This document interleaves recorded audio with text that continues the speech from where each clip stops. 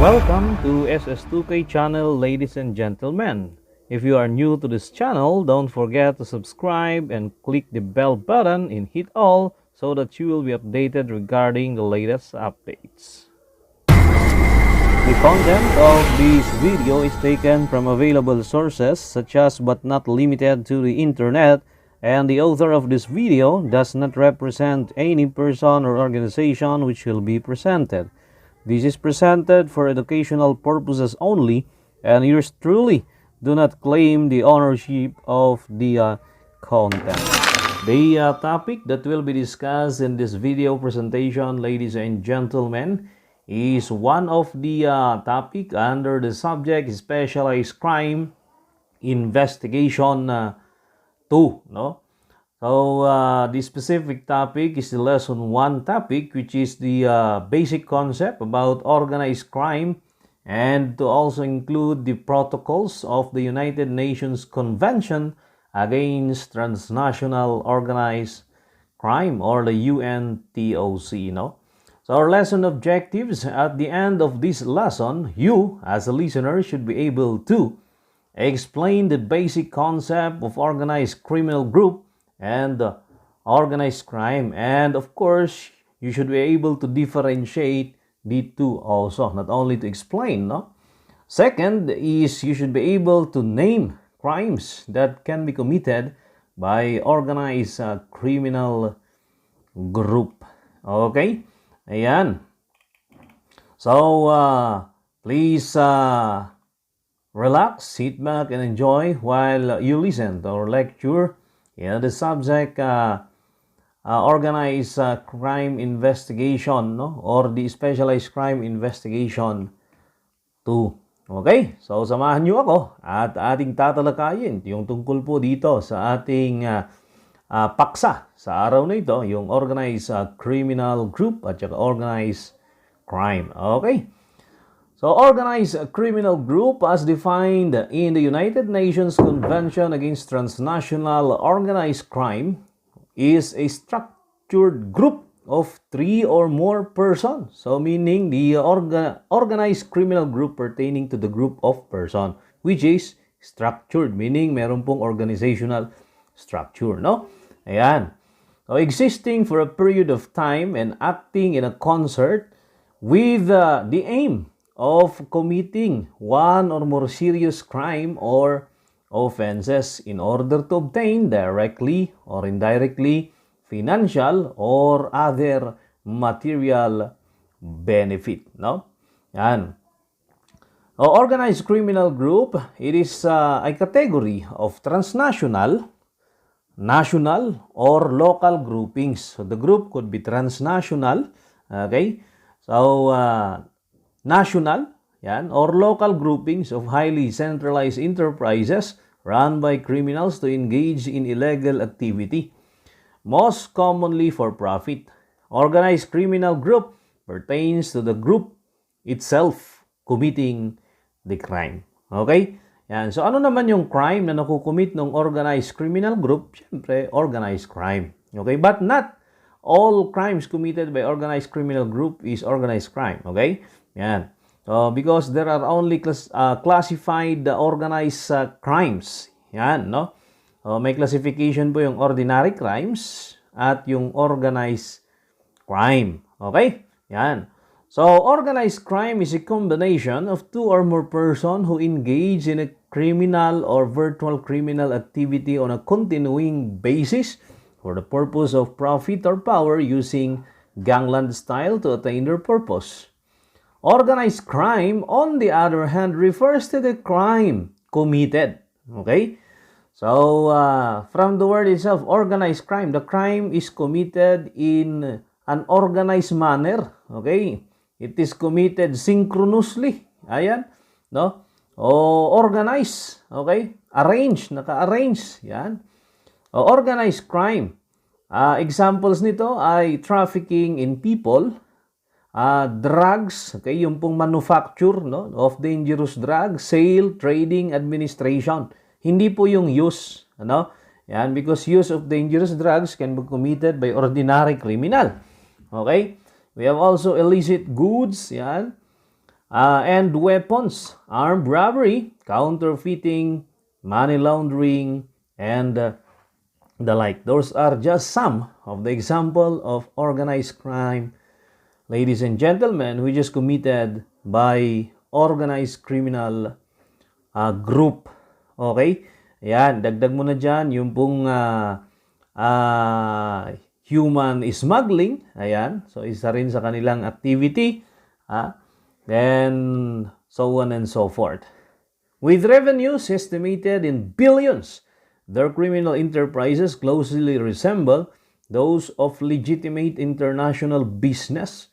They have operating models, long-term strategies, hierarchies, or yung tinatawag nating organizational structure, no? And even strategic alliances, all serving the same purpose to generate the most profit with the least amount of risk. Okay, sa atin, ang tawag ng ating mga kapulisan ay malaking sindikato. Ayan, nga mayroong organizational structure. Ito po yung organized criminal group.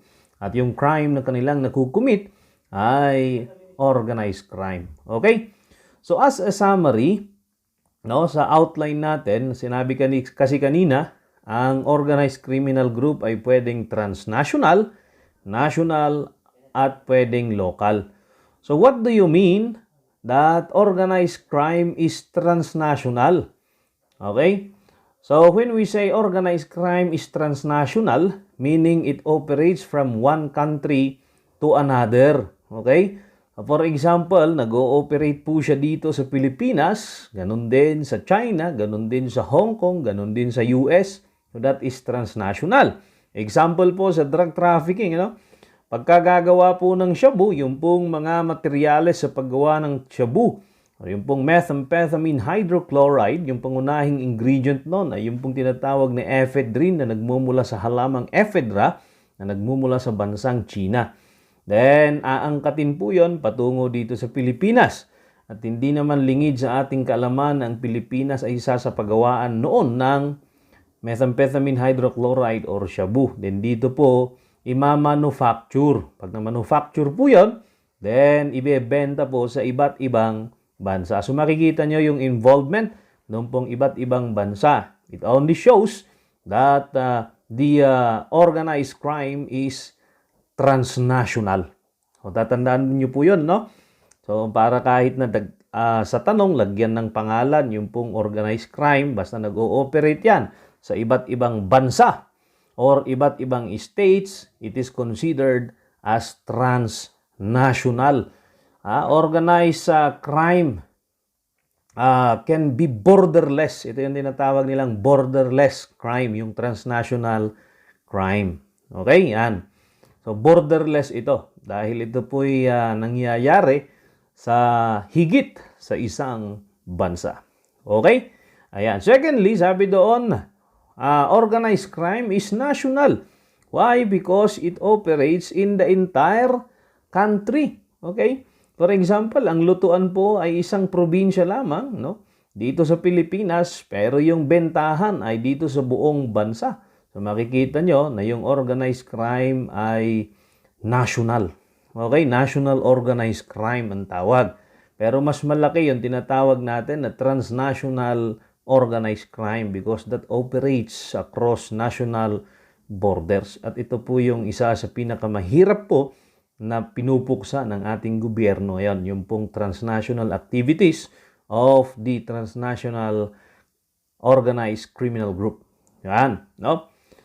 And what do you mean by organized crime is local, meaning it only operates within a specific area. Okay, tulad ng pagtatanim ng marijuana, ito na sa isang lugar, ganun na rin yung pagbebenta sa isang lugar lang o sa isang probinsya. Okay, that shows that the organized crime is local when it operates within a specific area of a specific country. So tatandaan nyo po, no? Ang organized crime ay pwedeng transnational if it crosses across national borders or it operates from one country to another. It is also known as borderless. Pag sinabing transnational, borderless po yan, no? Yan. because it crosses across borders. When you say national, no, it operates within entire country. Pag Pilipinas, buong Pilipinas nag-ooperate. Pag Hong Kong, buong Hong Kong nag-ooperate. Okay? Ayan. Then pag sinabi pong local, it operates within a specific area. Pag Nueva Ecija lang, Nueva Ecija lang. So, ganun po yon, ladies and gentlemen. Okay? So, I hope that the difference of the organized crime and organized criminal group is clear to you, no? Yung organized criminal group is the group, no, who commits the crime. The crime that they commit is called organized crime. Okay? Yan. And both of them could be transnational, national, or even local. Okay? Yan. Then, let us also read by the excerpt written by former Secretary General of the United Nations, Kofi A. Annan, from United Nations Convention Against Transnational Organized Crime Protocols. Okay? Yan, sabi naman ni Kofi A. Annan, no? Noong 2000 ay nagkaroon po kasi ng tinatawag po na pagpupulong yung iba't ibang kasali sa United Nations para labanan yung pong paglaganap ng transnational organized crime, no? Na kung saan ang operation ng mga organized crime group ay hindi lang sa isang bansa kundi sa iba't ibang bansa. Kaya yung pong mga kasama naman sa United Nations o pinagsama-samang mga bansa ay nagkaroon ng pagpupulong para ma-address, no? Or para ma-resolve yung problema. At atin ngang basahin yung pong sinabi ni Kofi A. Annan, the former Secretary General of the United Nations Convention Against Transnational Crime. No? Sabi niya, with the signing of United Nations Convention Against Transnational Organized Crime in Palermo, Italy, in December 2000, the international community demonstrated the political will to answer a global challenge with a global response. Okay? Dahil nga sabi natin, ang organized crime group or organized criminal group ay nag-ooperate across national borders. So, marapat lamang na ang mga iba't ibang bansa ay resolbahin yung problema. Ayan. So, if crime crosses borders, sabi niya, so must the law enforcement. If the rule of law is undermined not only in one country but in many, then those who defend it cannot limit themselves to purely national means. If the enemies of progress and human right to seek to exploit the openness and opportunities of globalization for their purpose, then we must exploit those very the same factors to defend human rights and defeats the forces of crime, corruption, and trafficking in human beings. One of the starkest contrasts in our world today is the gulf that exists between the civil and the uncivil society. No? By civil, I mean civilization. The accumulated centuries of learning that form our foundation of progress. By civil, I also mean tolerance, okay? The pluralism and the respect which we accept the draw and strength from the world's diverse people. And finally, I mean civil society, the citizens, groups, and business or unions, professors, journalists, political parties, and others who have an essential role to play in the running of any society, arrayed against these constructive forces, however, in even greater numbers and with ever stronger weapons, are the forces of what I call uncivil society. They are terrorists, criminals, drug dealers, traffickers in people and other who undo the good works of civil society. Okay, so kabaliktaran yung ginagawa ng civil society. Sabi nga dyan, Ayan. They take advantage of the open borders, free markets, and the technological advances that bring so many benefits to the world's people. They thrive in countries with weak institutions, and they show no scruple about resorting to intimidation or violence. Their ruthlessness is a very antithesis of all we regard as civil. Okay, so kapag ka sinabing civil, dapat may respeto dapat sa bawat isa ang mga tao. At syempre, bayang mga tao sumusunod ng batas. Abay yung uncivil, yung po yung mga gunggong, tarantado, ayan, criminals, ayan. No? So they are powerful, representing entrenched interests and the cloud of global enterprise worth billions of dollars, but they are not invincible. Okay, so sa unang parte, sabi ni Kofi Annan, no? Ang linaw naman, kung ang mga kriminal ay nag-ooperate across national borders, abay yung pong ating mga kapulisan, masosolve yung kaso kapag yung pong kanilang pagtutulungan ay across national borders din. Okay, so kailangan ng pagtutulungan ng mga pulis sa iba't ibang bansa. Okay, yan. Ito po yung tinatawag nilang United Nations Policing at saka yung pagiging miyembro ng International Police Organization ng bawat kasali sa Interpol at United Nations. Okay, so kailangan ng koordinasyon yung pong ating kapulisan, no?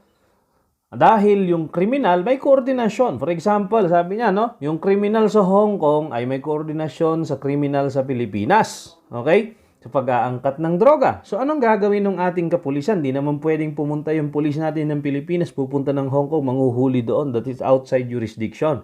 So anong gagawin? Makikipag-coordinate yung pong pulis ng Pilipinas sa pulis sa Hong Kong via Interpol or yung pong tinatawag natin na National Central Bureau ng Interpol at United Nations. So ganun po ang proseso, mga kapangarap. Okay, yan. No? Then, sa susunod, sabi niya, no, ni Kofi Annan, United Nations Convention Against Transnational Organized Crime or UNTOC also define an offense is transnational in nature if first, it is committed in more than one state. Okay, so nangyari ito daw, no? Transnational ang isang krimen kapag ka nangyari ito sa higit sa isang bansa, sabi, no? Yan. Second, if it is committed in one state but the substantial part of its preparation, planning, direction, or control takes place in another state. Nangyari sa ibang bansa pero yung pagpaplano ay mula sa ibang bansa, yung preparation, no? Yan. So, third, if it is committed in one state but it involves an organized criminal group that engages in criminal activities in more than one state. Okay? And last but not the least, it is considered transnational if it is committed in one state but has substantial effect in another state. Like terrorism, nangyari sa ibang bansa, pero ito'y nakaka-apekto sa ibang bansa. Okay? Ayan. So, what are the crimes that is usually committed by organized crime groups? Usually, no? Pero hindi po limited sa mga ito. Ayan. So, commonly, the organized criminal groups, no? Or organized crime groups, commits illegal recruitment to work abroad, drug trafficking, arms smuggling, cyber crimes, and other crimes with the very intention of gaining power, profit, or influence. So yun po yung organized crime at saka organized criminal, ladies and gentlemen, no? Ayan. Ayon naman, no, kay Abadinsky Howard, yung kauna-unahang author po ng organized crime na libro, no? Ay Organized Crime Investigation, yung kanyang libro. Sabi niya, ano ang organized crime? Sabi niya doon, organized crime is a non-ideological enterprise, no? Sabi niya, ito isang activity na wala pong ipinaglalabang ideolohiya. Yan.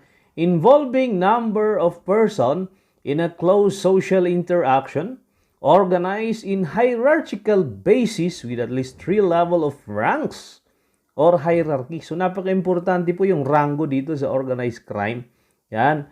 So, mas malaki po ang organized criminal group, no?